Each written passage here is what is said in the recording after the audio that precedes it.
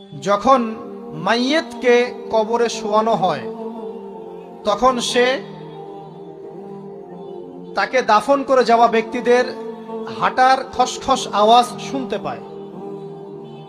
এরপরে তাকে যখন শুইয়ে দেওয়া হয়, সে যদি মুমিন ব্যক্তি হয় তাহলে তার মাথার দিকে তার সলাত এসে দাঁড়িয়ে যায়। দুনিয়াতে আপনি যে নামাজগুলো পড়েছেন, আমি যে নামাজগুলো পড়ছি, এগুলো মাথার দিকে দাঁড়িয়ে যায়। ডান দিকে চলে আসে তার সওম, সওম মানে কি? রোজা। বাম দিকে চলে আসে যাকাত, যাকাত মানে কি?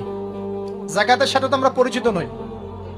আমরা ওই যে রাস্তাঘাটে যে দান খয়রাতগুলো ওঠানো হয় এগুলোর সাথে খুব পরিচিত, তাই না?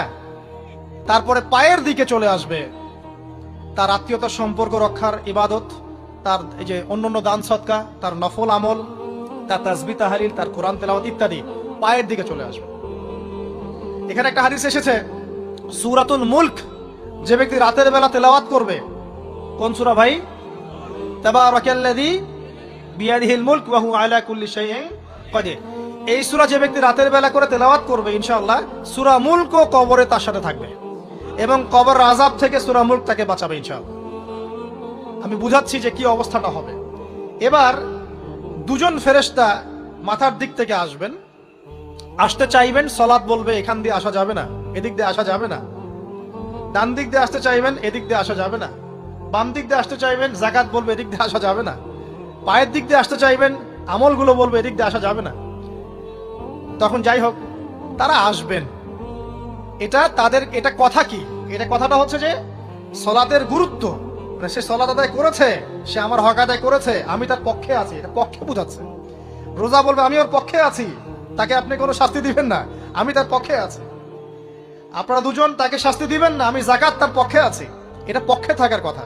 তারপরেও তারা আসবেন, চোখগুলো হবে নীল এবং কালো বর্ণ, নীলাপ চোখের, কালো। মুনকার নাকি? উঠে বসিয়ে দেওয়া হবে। এবার তিনটা প্রশ্ন। প্রথমে প্রশ্ন হচ্ছে কি, মান রব্বুক, তোমার রবকে? তখন মুমিন বান্দা বুক ফুলিয়ে বলবে রব্বি আল্লাহ, আমার রবকে। তারপরে প্রশ্ন হয়ে যাবে মা দীনুক, তোমার দিন কি ছিল? মুমিন বান্দা উত্তর দিবে কি, দীনি আল ইসলাম, আমার দিন ছিল ইসলাম। এখানে শুনে রাখেন, পৃথিবীতে যারা ইসলামকে পরিপূর্ণ রূপে পালন করবে তারাই এই উত্তর দিতে পারবে ইনশাআল্লাহ।